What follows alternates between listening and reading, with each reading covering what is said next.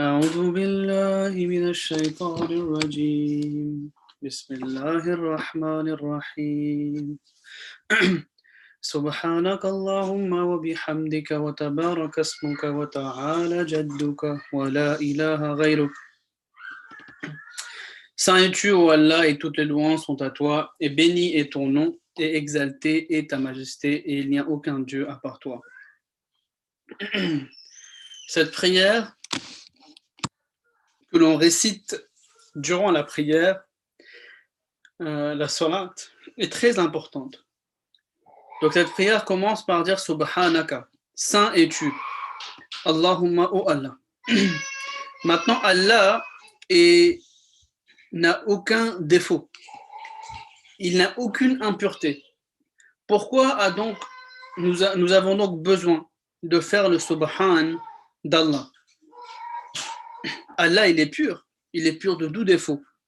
Mais pourquoi alors prier de cette manière et le dire que saint, Allah il est pur? Le problème, c'est que l'humain, il a tendance à colporter des faiblesses et des manquements à Allah. Et c'est pour cela que tant que l'humain n'est pas honnête avec lui-même, il ne pourra profiter de cette prière. Par exemple, lorsque les musulmans ont commencé à tomber dans l'obscurité et que la décadence de leur foi a commencé, alors, au lieu de manifester ou de clairement dire que nous avons des défauts, alors ces gens-là, à l'époque, ont commencé à colporter des manquements et des faiblesses à Allah. Lorsque certains savants, soi-disant, ont commencé à dire que Allah ne parle plus, et c'était un manquement de leur côté, il fallait dire que voilà, nous n'avons pas la possibilité, nous n'arrivons pas à ce stade où nous arrivons à communiquer avec Allah. Comme ils n'étaient pas à la hauteur, ils avaient deux choix. Soit ils disent aux gens que je suis faible et que j'ai des manquements, j'ai des faiblesses et que je n'arrive pas à avoir une relation avec Allah. Mais qu'est-ce qu'ils ont dit? Parce que l'ego joue un grand rôle. Ils ont dit Allah ne parle plus. Allah est sourd et muet. Allah a arrêté de parler. Et qu'à présent, ça va rester comme ça. Donc, ils ont colporté une impureté à l'égard d'Allah, dans l'être d'Allah. Alors que cette impureté, ce manquement, il était en fait en lui-même, en l'être humain. Et mais qu'est-ce qu'ils ont fait, ces gens-là? Ce manquement ou cette faiblesse ne s'est pas limité à leur personne. Ils ont commencé à enseigner cela. Ils ont commencé à dire Allah ne parle plus. Allah a révélé le Saint-Coran. Le Saint-Coran était parachevé, alors qu'on est tous d'accord que le Coran est accompli. Il est parachevé. Mais est-ce que Allah ne peut plus communiquer avec les croyants? Alors, c'est pas correct. Donc, ils ont commencé à enseigner cela. Et maintenant, regardez, si Allah ne parle plus, si vous avez cette croyance qu'Allah ne parle plus, qu'il ne parlera plus, et qu'il ne répondra plus à vos prières, et bien alors Allah va agir de la même façon avec votre égard. Si on croit qu'Allah il est muet et qu'il ne nous entend pas, et bien Allah il va se comporter de la même manière. Il sera muet pour nous. C'est pourquoi le prophète Muhammad sallallahu alayhi wa sallam a dit que Allah agit en fonction de ce que vous pensez de lui. Khalifatul Masih Awwal, le premier calife radiyallahu ta'ala anhu, il raconte un de ses rêves, pas son rêve, mais le rêve de son enseignant.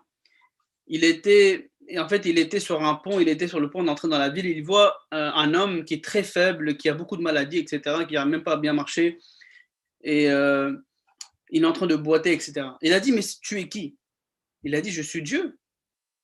Il a dit, mais le Coran il dit que Dieu, il est tellement beau, c'est la gloire, etc. Il est le grand. Mais toi, tu es faible, tu es en train de boiter, tu as plein d'impuretés. Il a dit, moi, je suis le Dieu par rapport aux habitants de cette ville-là. Je ne me rappelle plus de la ville qu'il avait à cette époque mentionnée. Donc il a dit, je suis le Dieu qui est dans les cœurs des habitants de ces personnes. C'est pourquoi nous devons faire attention. Lorsqu'on fait la prière, qu'est-ce que Allah est pour nous? Qu'est-ce que Allah signifie pour nous? Si on est en train de faire la prière, on dit qu'Allah ne va peut-être même pas accepter la prière. Mais ça sert à quoi? Il faut avoir cette ferme conviction qu'Allah, il est pur de tous les défauts. S'il le veut, il accepte ma prière maintenant. Il a ce pouvoir. Et le Messie le dit, que celui qui fait la prière en ayant cela, alors c'est ça le stade auquel nous devons arriver. Donc Allah fasse que nous arrivons sur ce stade. So now we are turning to Sana. Now this prayer is very, very important, especially the beginning part, and of course the other parts as well. We say, Subhanakallahumma, holy art thou, O Allah. Now Allah Ta'ala is holy anyways, right? He's pure, he has no defects, no weaknesses.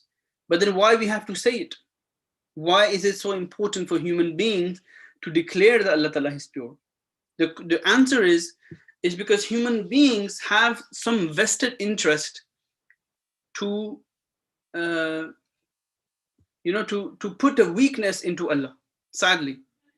If you look at the time where when Muslims, they started going into darkness and spirituality started vanishing.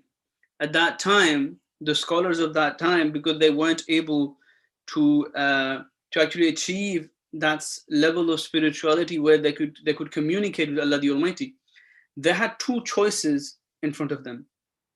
The first one was to admit their mistake and say that we are weak and we are not at that level.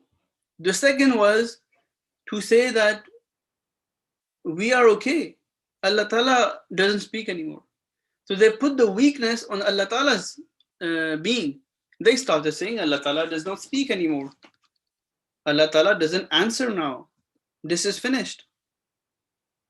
But they did not only limit that to themselves, they started teaching that to other people. Now, if nations and people start now believing in this concept that Allah Ta'ala doesn't speak anymore, Allah Ta'ala doesn't answer, there's no communication now, then what is going to happen? If you believe that Allah Ta'ala does not speak, or he's deaf, or he's blind, then Allah Ta'ala will be deaf for you. He will behave like one for you. This is why the Holy Prophet ﷺ said that if Allah Ta'ala will deal with you according to what you attribute to him, or what you think about him. He will deal with you accordingly. If you, for example, if you believe that he doesn't answer your prayer, he will not answer your prayers. And this is exactly what happened. That at those times, these people faced those spiritual weaknesses in themselves, and they started attributing the weaknesses to Allah the Almighty. There is a famous vision of the teacher of Khalifatul Masih al-Awwal radiallahu ta'ala anhu, where he mentions that he was about to enter a city and he sees a man, a very weak person. He couldn't even walk properly. He was ill and had many illnesses, and he was very ugly. That teacher asked in his dream, "Who are you?" He said, "I'm God." He was shocked. He said, "You are God?" The Holy Quran mentions that Allah Ta'ala is the glory. Allah Ta'ala is beautiful. All the most beautiful names of Allah the Almighty is Allah Ta'ala's. But you are weak.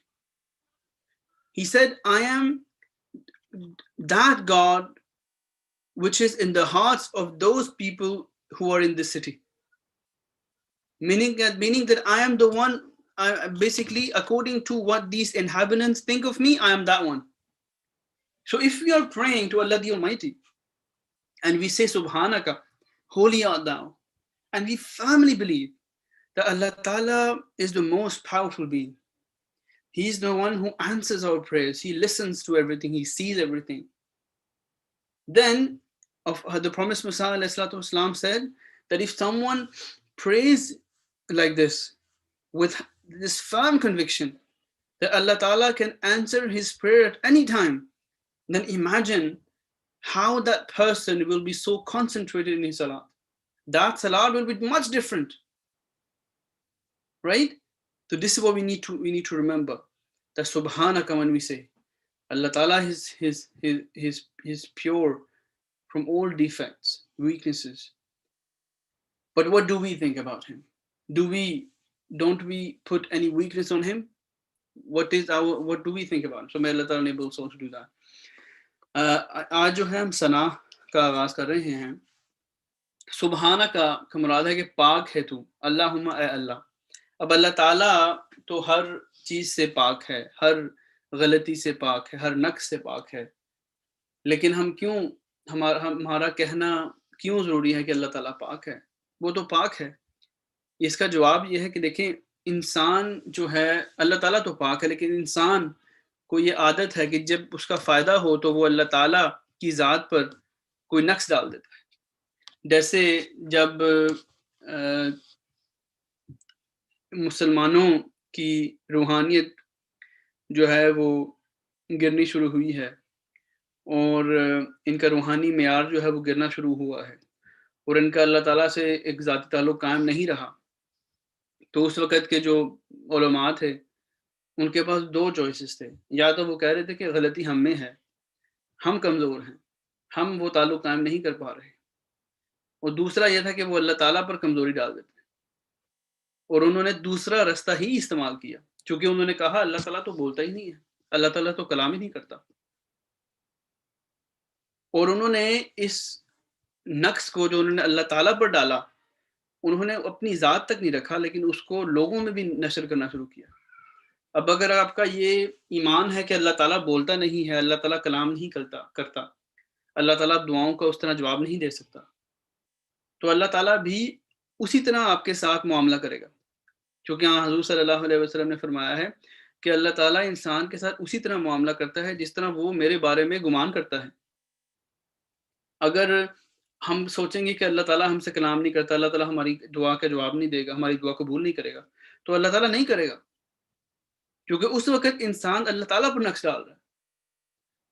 خلیفۃ المسیح اول رضی اللہ تعالیٰ عنہ کے استاد کی ایک خواب ہے کہ آپ ایک شہر میں داخل ہونے سے پہلے آپ کو ایک شخص نظر آیا جو نہایت ہی بیمار تھا، بہت بیمار، اس لنگڑا کے چل رہا تھا اور بہت ہی اس کی شکل بھی اچھی نہیں تھی. پوچھا کہ آپ کون ہیں؟ تو اس شخص نے جواب دیا کہ اس بندے نے جواب دیا کہ میں خدا ہوں. وہ بڑے حیران ہوئے کہ تم خدا ہو؟ خدا تو بہت خوبصورت ہستی ہے، وہ تو بڑا ہی عظیم اور بڑا ہی اعلیٰ ہے، تم تو بیمار ہو. اس نے کہا کہ میں ان شہریوں کے نظر میں جو خدا ہے، میں وہ خدا ہوں. جو خدا ان لوگوں کے سوچوں میں ہے، میں وہ خدا ہوں. اس لیے ہمارے لیے جب ہم نماز پڑھتے ہیں، جب ہم یہ بلیو کریں گے کہ دیکھیں اللہ تعالیٰ ہر چیز پر قادر ہے، اللہ تعالیٰ اگر چاہے میری دعا اللہ تعالیٰ ہر چیز کا سننے والا ہے، ہر چیز وہ اس کے قدرت میں ہے کہ وہ میری دعا قبول کر لے. اگر ہم ایسی نمازیں پڑھیں گے اس وقت کے ساتھ اور اس ایمان کے ساتھ کہ اللہ تعالیٰ قادر ہے، وہ چاہے میری دعا ہر وقت سن سکتا ہے، تو اس وقت ہماری جو نمازوں کی کیفیات ہیں وہ بالکل الگ ہوں گی. تو اللہ تعالیٰ جو ہے مجھے بھی اور ہم سب کو بھی اس کی توفیق عطا فرمائے. آمین. ذاکم اللہ. السلام علیکم ورحمۃ اللہ.